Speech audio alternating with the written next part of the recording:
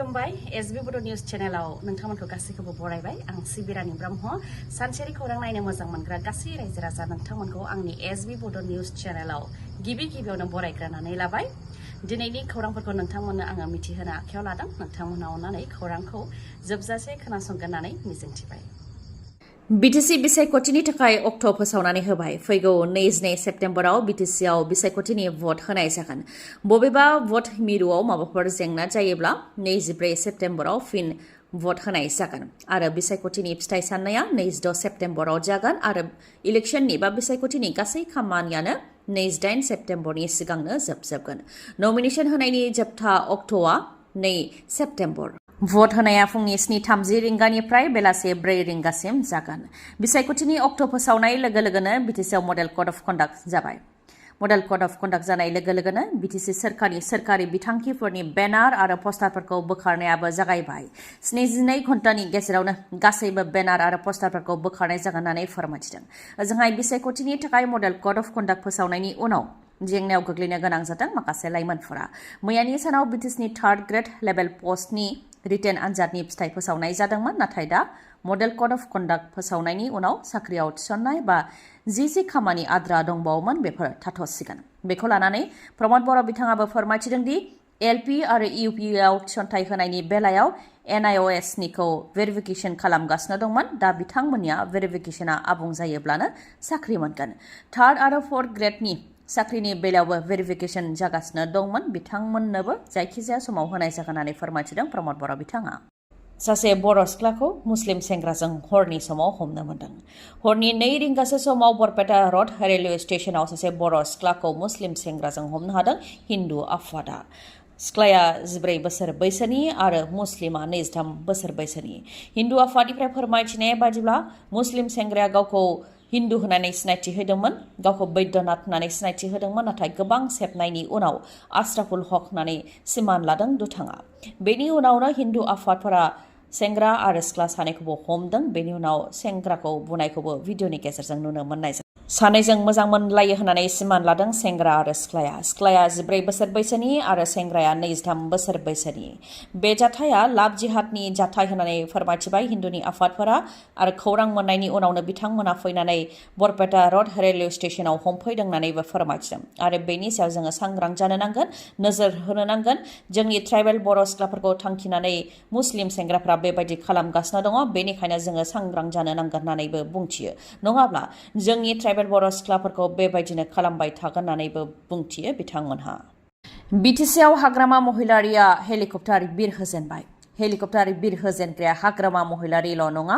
हाग्रामा महिलारिजों लोगोसे गिबि मन्त्रि डक्टर हेमन्त बिश्व शर्मा बिथाङाबो हेलिकप्टारजों फोसावदिं मेल खुंगासिनो दङ नाथाय सावरायनाया हाग्रामा महिलारिखौ BTCआव हाग्रामाया हेलिकप्टार लाबोनायनि उनावनो सावरायजादों दा बिरहोनायनि उनाव बांसिनै सावरायजादों हाग्रामा महिलारिनि हेलिकप्टार बिरहोनायनि सायाव खोथा बुंनो गोनां जादों मन्त्रि उरखाव ब्रह्मजों लोगोसे प्रमद बर' बिथांमोनहाबो हाग्रामा महिलारिनो हेलिकप्टारखौ सोर हरदों बेखौ जोंबो मिथिगौ आरो थाबैनो फोरमायगोन होननानै बुंथिबाय मन्त्रि उरखाव ब्रह्म बिथाङा हेलिकप्टारनि रांखौ हाग्रामा महिलारिया होआ सोर दैदेनगिरि बा सोर धोनि सुबुङा रांखौ होगोन बेखौ बिसायख'थिनि समाव फोरमायनानै होगोन होननानै बुंथिबाय मन्त्रि उरखाव ब्रह्म बिथाङा बेनि अनगायैबो बिजेपिनि सायावबो बुंथियो दि UPPLआ दा बिजेपि कंग्रेस आरो BPFजों लोगो नङा बिजेपिया उदाङै बिसायख'थिनि फोसावदिं मेल खुंगासिनो दङ आरो बिजेपिया BTCआव गावसोरखौ नाम्बार 1 होननानै दाबि खालामदों बेनि ओंथिया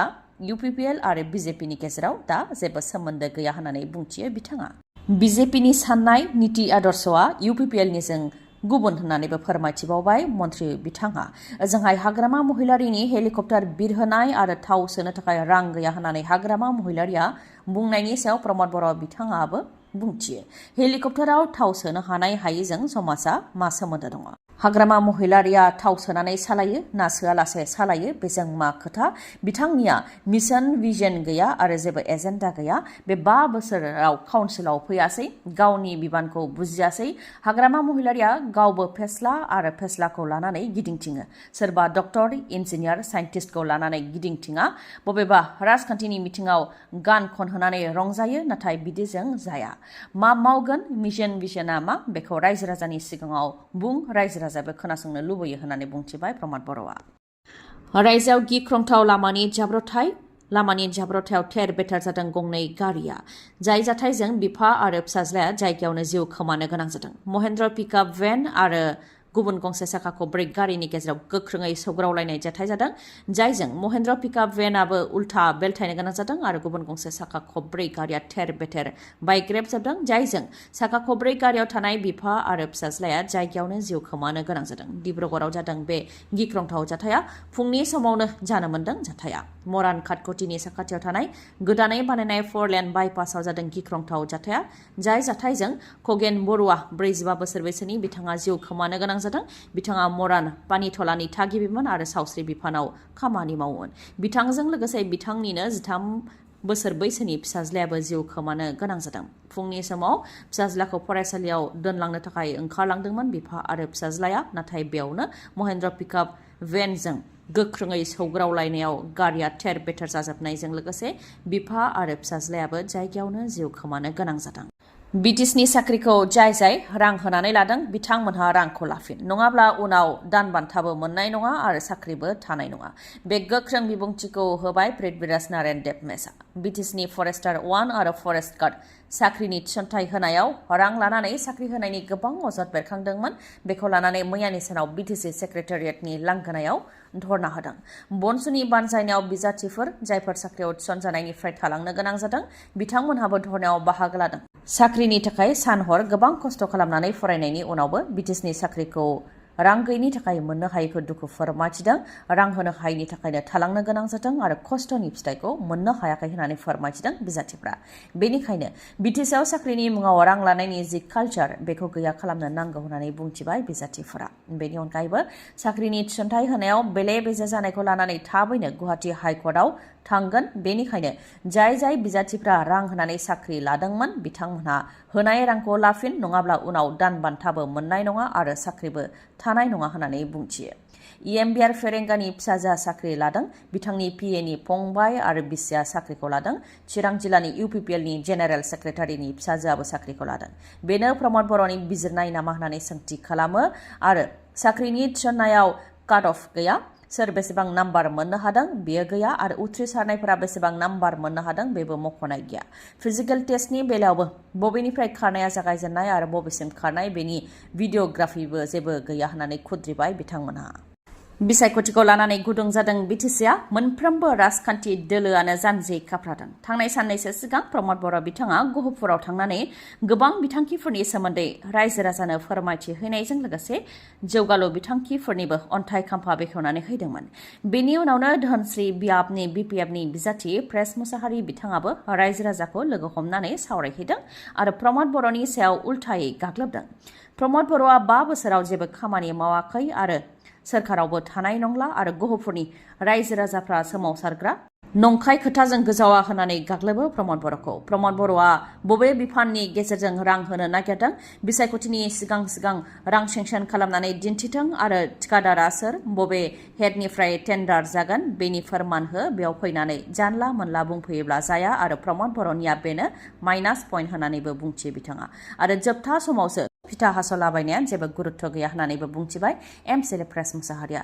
जुदि BPF दोला देरहायोब्ला BTCनि बिफानाव थाखानाय बिथांखिफोरखौ होगोन, लाइमोन आइजोफोरनि थाखाय बिथांखि लाबोगोन, गहपुराव साब डिभिजन बानायगोन होननानै रादाय होयो MCLA बिथाङा।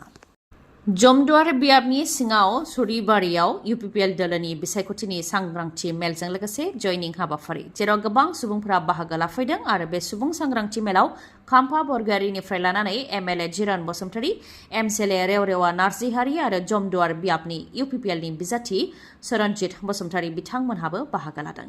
UPPL दोलोआ फिन सोरखार दागोन होननानै दाबि खालामबाय बिथांमोनहा। BTCनि मोन 26 हारि माहारिनि थाखाय UPPL दोलोआ खामानि मावदों, जायनि थाखाय UPPL दोलोआव गुबुन हारिनिफ्राय फैनानै दिनै बाहागो लाफैदों होननानैबो फोरमायथिबाय UPPL दोलोनिफ्राय। BPF दोलोनिफ्राय गेदेर दैदेनगिरिफ्रा ओंखारबाय। दा हाग्रामा महिलारिया फिसा दैदेनगिरिफोरखौ लानानैसो गामिफ्राव हाबदों होननानैबो BPFनि सायाव आसि दिन्थियो UPPL दोलोनिफ्राय। ओजोंहाय बावखुंग्रि बियाबाव BPFनि बिजाथि धनेश्वर गयारिनि नुजाथिनायावबो जयनिं हाबाफारि खुंनाय जायो। इउपिपिएल आरो गुबुन गुबुन दोलोनिफ्राय बिपिएफ दोलोआव आखाइ हमफैयो। इउपिपिएलनि थाखाय गोबां खामानि मावबोदोंमोन नाथाय जोंखौनो जेबो नायफिनाखै आरो बे 5 बोसोराव लामा ड्रेन आरो गुबुन गुबुन जौगानायनि जेबो खामानि मावाखै जायनि थाखाय इउपिपिएल दोलोनिफ्राय जों ओंखारबोनो गोनां जादों होननानै फोरमायथिबाय इउपिपिएल दोलो एंगारनानै बिपिएफ दोलोआव हाबफैनाय माखासे बिथांमोनहा। बिपिएफनि बिजाथि धनेश्वर गयारी बिथाङाबो बुंथियो दि फेरेंगाया जेबो धोरोमखौ मानिया। मन्दिर मस्जिद गिर्जायाव थाङोब्लाबो आरो जेसेबां गेदेर इसोर आल्लाह जिसुखौ खुलुमोब्लाबो प्रमद बर'नि सोरखारखौ फेजेननो हाया होननानै बिआर फेरेंगाया बिथाङा बुंथिदों। नाथाय आं गासैबो धोरोमनि मन्दिर मस्जिद आरो गिर्जायाव थांनानै आरज गाबगोन आरो गोबां भटनि फारागथिजों फेरेंगाखौ फेजेनगोन होननानै बुंथिबाय बिथाङा। बिपिएफ इउपिपिएलनि अनगायैबो बिजेपिआबो बिसायख'थिखौ लानानै सांग्रां जादों। आसामनि गिबि मन्थ्रि डक्टर हेमन्त बिश्व शर्मा बिथाङाबो पर्बत जरायाव फैनानै फोसावदिं मेल खुंफैदों। लामा दालां आरो गुबुन गुबुन जौगानायनि खामानि मावनायनि सायाव खोथा बुंनानै फोसावदिं मेल खुंदों गिबि मन्थ्रि डक्टर हेमन्त बिश्व शर्मा बिथाङा आरो बेबायदिनो बिटिसिआव राजखान्थिनि गुदुं बार बारनायखौ नुनो मोननाय जादों। खौरांखौ जोबजासे नायनायनि थाखाय आंनि गोसो गोरबोनिफ्राय रोजा रोजा खुलुमनायखौ जासिहरनाय थाबाय। गाबोननि समाव आरोबाव जों बेबायदिनो गोदान खौरांजों लोगोसे लोगो मोनफिनगोनखौ मिजिंथिबाय। गोजोन्थों।